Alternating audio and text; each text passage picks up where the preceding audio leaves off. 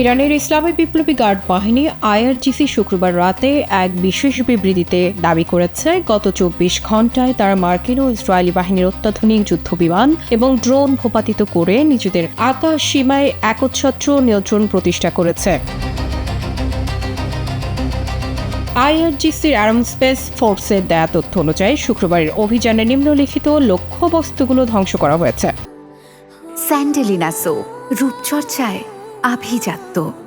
অত্যাধুনিক যুদ্ধবিমান মধ্য ইরানের আকাশে একটি অজ্ঞাত কিন্তু অ্যাডভান্সড প্রযুক্তির যুদ্ধবিমান ভূপাতিত করা হয়েছে।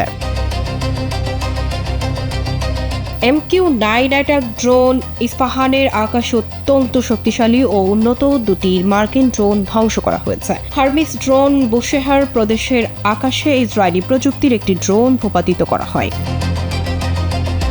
খোমেন ও জানজান প্রদেশের আকাশে দুটি ক্ষেপণাস্ত্রকে ইন্টারসেপ্ট করে ধ্বংস করা হয়। আইআরজিসি এই দিনটিকে শত্রুপক্ষের আকাশ শক্তির জন্য একটি অন্ধকার দিন হিসেবে অভিহিত করেছে। তাদের বিবৃতিতে গুরুত্বপূর্ণ কিছু দিক উঠে এসেছে। এই নিখুঁত অপারেশনগুলো ইরানের নিজস্ব প্রযুক্তির তৈরি সমন্বিত আকাশ প্রতিরক্ষা নেটওয়ার্কের মাধ্যমেই চালানো হয়েছে। উদ্ভাবনী, রণকৌশল এবং কঠোর পর্যবেক্ষণের ফলে ইরানের আকাশসীমা এখন শত্রু বিমানের জন্য মৃত্যুকূপ হিসেবে পরিচিতি পেয়েছে।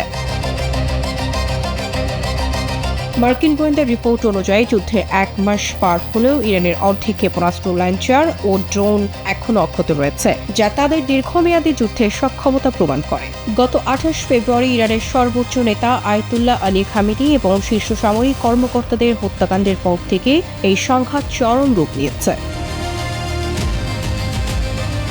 বেসামরিক অবকাঠামো ও সামরিক স্থাপনায় হামলার জবাবে ইরান তাদের ক্ষেপণাস্ত্র ও কামিকাজে ড্রোনের বহর ব্যবহার করে দখলকৃত অঞ্চল এবং আঞ্চলিক মার্কিন ঘাঁটিগুলোতে প্রতিশোধমূলক হামলা অব্যাহত রেখেছে আইআরজিসি।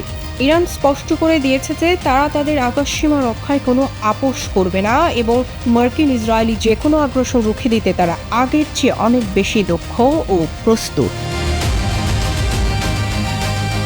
মারিয়া বিনতে ইলিয়াস, কালবেলা।